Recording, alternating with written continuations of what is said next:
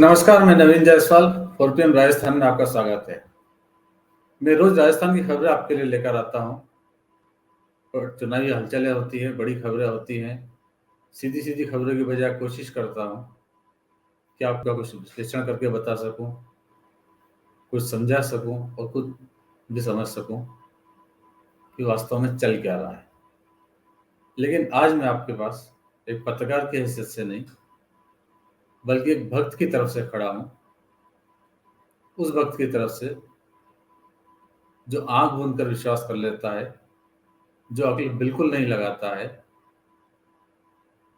अकल के दरवाजे बंद रखता है और यह मानकर चलता है कि उसके स्वामी ने जो कहा है वो सच कहा है, इसलिए बुद्धि के इस्तेमाल की जरूरत नहीं है। वैसे भी बुद्धि तर्क वितर्क करती है और भक्त को तर्क वितर्क कुतर्क लगते हैं। भक्त तो स्वामी से सवाल नहीं कर सकता, बल्कि अपने जहन में सवाल आने भी नहीं देता है। वो मानकर चलता है कि उसे जो बताया जा रहा है वही सत्य है, बाकी सब मिथ्या है। उसे जो लाइन पकड़ा दी गई है वही लाइन लेकर वो चल देता है, उसी को सच मानता है। फिर चाहे घर हो, चाहे दफ्तर हो, चाहे पान की दुकान हो, चाहे चौराहा हो, वो बहस में कूद पड़ता है और मानकर चलता है कि उसे जो ज्ञान की मशाल पकड़ाई गई है उसके सामने कोई अंधेरा टिक ही नहीं सकता। लेकिन सत्य का ऐसा योद्धा, ऐसा स्वामी भक्त आज कुछ परेशान है, कुछ दुविधा में है। वो तो अपने स्वामी की हर बात को सत्य मानता है, उसमें संदेह भी नहीं करता है, लेकिन स्वामी है कि सत्य बार बार बदलते जा रहा है। जैसे कहावत है ना कि गंगा गए तो गंगादास और जमुना गए तो जमुनादास। अब भक्त ये नहीं समझ पा रहा है कि स्वामी गंगादास है या जमुनादास, क्योंकि उसने तो स्वामी के मुंह से ही सुना है, गंगादास भी सुना है और जमुनादास भी सुना है। अब स्वामी की किसी बात को तो झूठ मान नहीं सकता, तो फिर सच किसे माने? यही उसकी परेशानी है। यही सवाल उसे खाया जा रहा है कि इस देश में सबसे भ्रष्ट सरकार कौन सी है। अब जिनकी वो भक्ति करता है उनमें तो कुछ खोट होने का सवाल ही नहीं है, वो तो भ्रष्ट हो ही नहीं सकती है, ऐसा वो मानकर चलता है। बल्कि उन्हें तो इतना पवित्र मानता है कि यदि उनका कोई हाथ लग जाए तो खोटा सिक्का भी टनाटन हो जाता है।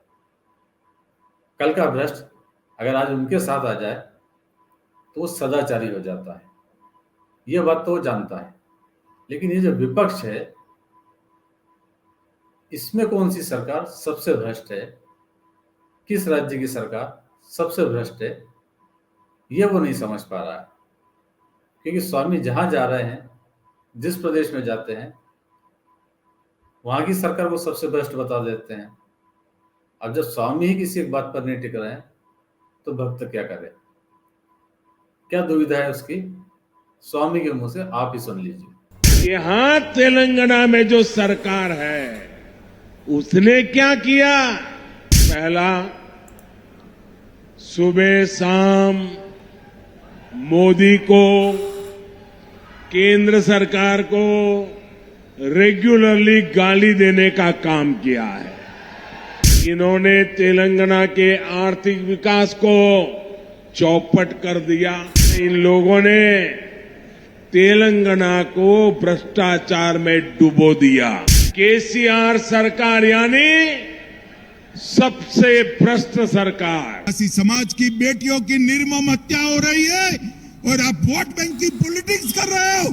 शर्म करो, शर्म करो। मैं कोई झिझक के बगैर कह सकता हूं कि सरकार भारत में सबसे भ्रष्ट सरकार अगर कहीं पर है तो झारखंड के अंदर।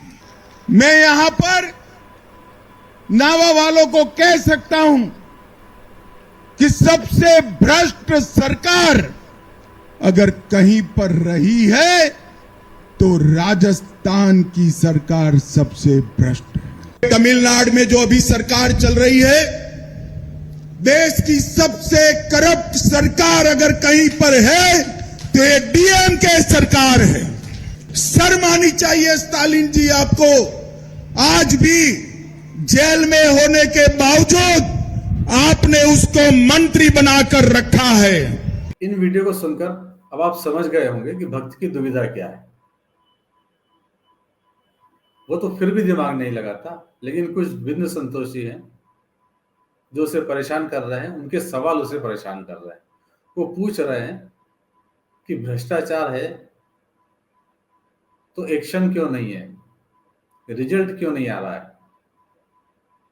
स्वामी ने तो एजेंसियां भेजी अपने पास की, ईडी भी आई है, इनकम टैक्स भी आई है, आते हैं चले जाते हैं, नतीजा क्या है।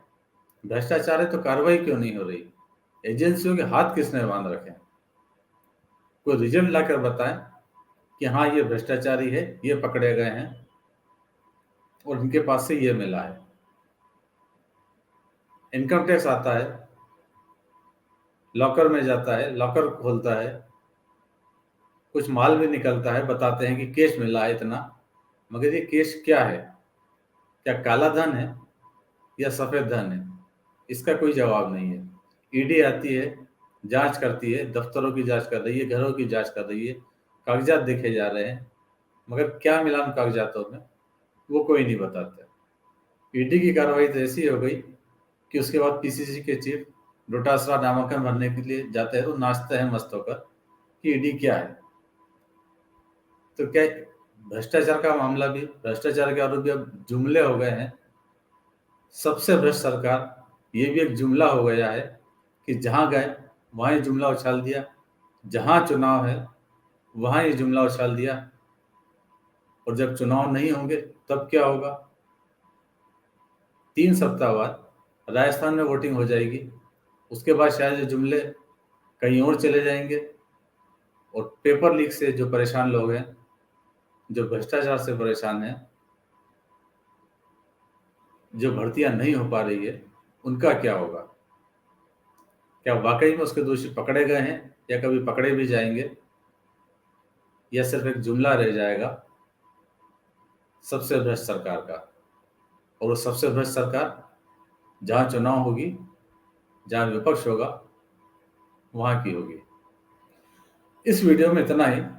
अंत में एक बार फिर आपसे अपील है कि 4 PM राजस्थान को ज़्यादा से ज़्यादा सब्सक्राइब करें और इस वीडियो को लिंक को जितना हो सके उतना शेयर करें। नमस्कार।